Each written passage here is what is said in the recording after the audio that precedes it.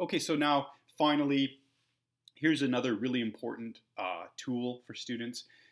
We often find that we want to rush ahead. That's not always the best plan. Sometimes it's a really good idea to stop, think, and actually try to do some of the writing and practice some of the writing tools that we might be asked to use. So this is like being deliberate, being mindful with our study and with our interaction with the piece of literature that we're working with. So after each reading session, I really encourage students to stop and think. And you could ask yourself questions like this. What was the main purpose of this section? What was the author trying to accomplish? What literary devices jumped off of the page for me? And what assignments might my instructor want me to perform for this section? So always stop and think. See if you can draw out these kind of major threads and predict what's going to be expected of you. So yeah, exactly, what can you use? So what parts of that chapter might be powerful for you to demonstrate character, setting, conflict, story mountain? Are there metaphors, similes, personification, alliteration? So these terms, you can notice I'm mentioning them again and again. Obviously, these are the things I want you to focus on. What major themes were represented? Is there something about the tone of the chapter? What kind of character development do we see? So all these things kind of come up again and again, and you should be tracking them in your notes or directly in the book as you read. And then I also really recommend that every time you finish a chapter or finish a reading section, we call it a reading section or a reading session, I recommend practicing writing one triad of support per each session. So, let's just review. Triads of support are the most powerful analytical writing tool that we've learned so far. And essentially, it's just a way of organizing your idea completion, but it's tying it into support from the source and then direct analysis. So a triad is made up of a minimum of 3 sentences.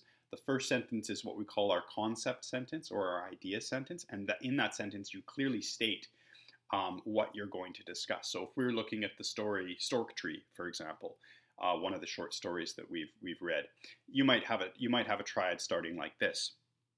In this short story, we see that the theme of respecting nature is a major focus for the author, period. And then you're going to try to draw a citation.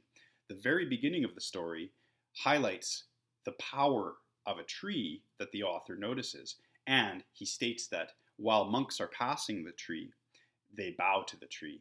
And then you'd put brackets, Finlayson, 2019, page 1, close the brackets. So that's the citation. That's sentence number 2 in the triad. So we have our idea sentence, then we have our citation sentence. We can do either integral or non-integral citation. And then your third and final sentence is going to be your analysis. Through this use of connecting religious figures to the tree and how the religious figures show a very high degree of respect to that natural living thing, we can clearly see that the author is promoting a major theme of honoring nature. This idea of the sacredness of nature, and in particular of trees, is woven not only through this story, but through many of the short stories we read by this author, period. So that's a triad of support. And just by practicing a triad for each of our reading sessions, you're going to really reinforce the structure. One thing I've noticed while reading your paragraphs, and as I'm reading and marking them, is that often students will they'll wrap the citation and kind of a half analysis into one sentence. This is not a super effective method. We'd rather see you clearly have a paraphrase citation sentence and then move into your analysis after that's completed.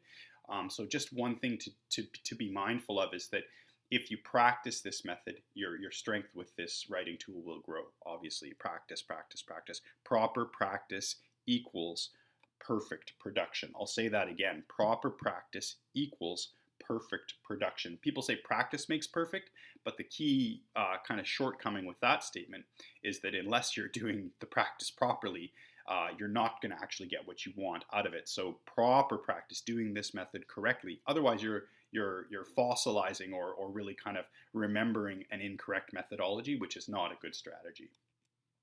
Okay, so this is all comes down to mindfulness, which is one of our key words for the entire semester, and planning equals preparation. So that's why we encourage you to do these triads. It's like a plan to help you be ready to write triads in class paragraphs and on tests and for your essays. Okay, wonderful. So that's it for today. This is a very quick overview as to how we can utilize active reading strategies to promote better analysis tools and production of excellent, clear paragraphs and therefore essays.